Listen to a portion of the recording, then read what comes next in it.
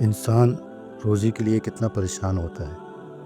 کبھی ہم نے سوچا کہ جنگل میں جانوروں کو اللہ پاک کیسے رزق دیتا ہے، سمندر میں مچھلیوں کو کون پال رہا ہے، تو ان کو رزق دینے والی ذات کون ہے؟ وہ اللہ کی ذات ہے۔ اسی طرح کا ایک واقعہ حضرت سلیمان علیہ السلام کا مشہور ہے۔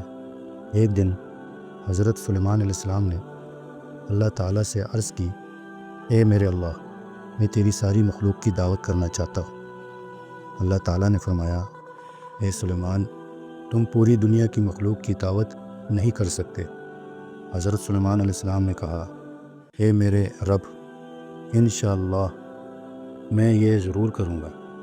اللہ تعالیٰ نے فرمایا، اچھا تمہیں اجازت ہے۔ پھر حضرت سلیمان علیہ السلام نے حکم دیا کہ جن و انس، چرند و پرند سب کو دعوت دی جائے۔ حکم کے مطابق بڑے بڑے قالین بچھائے گئے اور ہر قسم کے کھانے، پھل، میوے، نعمتیں سجائی گئیں۔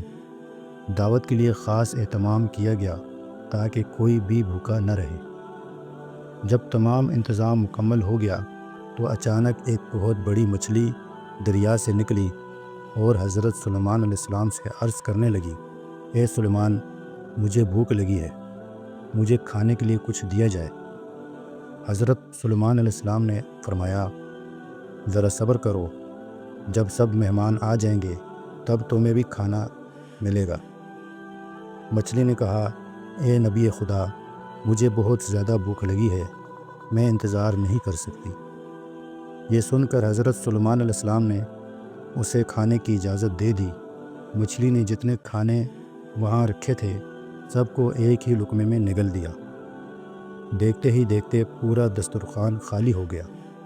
یہ منظر دیکھ کر حضرت سلیمان علیہ السلام حیران رہ گئے اور فرمانے لگے، یہ سارا کھانا تو میں نے پوری مخلوق کے لیے تیار کروایا تھا اور تم نے اکیلے ہی سب کچھ کھا لیا۔ مچھلی نے کہا، اے سلیمان، یہ کھانا تو میرے صبح کے کھانے کے برابر بھی نہیں تھا، افسوس میں پھر بھی بھوکی رہ گئی۔ یہ سن کر حضرت سلیمان علیہ السلام سجدے میں گر گئے اور اللہ تعالیٰ سے عرض کی، اے میرے پروردگار، بے شک تو ہی ہر مخلوق کو رزق دینے والا ہے۔ میں نے تو یہ سمجھا تھا کہ میں تیری مخلوق کی دعوت دے سکتا ہوں، لیکن حقیقت میں صرف تو ہی رازق ہے۔ تب اللہ تعالیٰ نے فرمایا، اے سلیمان، یہ سب میری آزمائش تھی تاکہ تم جان لو کہ تمام مخلوقات کو رزق دینا صرف میرے ہی اختیار میں ہے۔ اس واقعے سے ہمیں یہ سیکھنے کو ملتا ہے کہ اللہ تعالیٰ ہی ہر چیز کا خالق ہے اور رازق ہے۔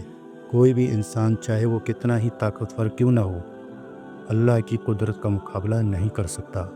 ہمیں چاہیے کہ اللہ پر بھروسہ رکھیں اور اس کے دیے ہوئے رزق پر شکر ادا کریں۔ ویڈیو اچھی لگی ہو تو لائک کریں، شیئر کریں اور میری سپورٹ کے لیے چینل کو ضرور سبسکرائب کریں۔ جزاک اللہ۔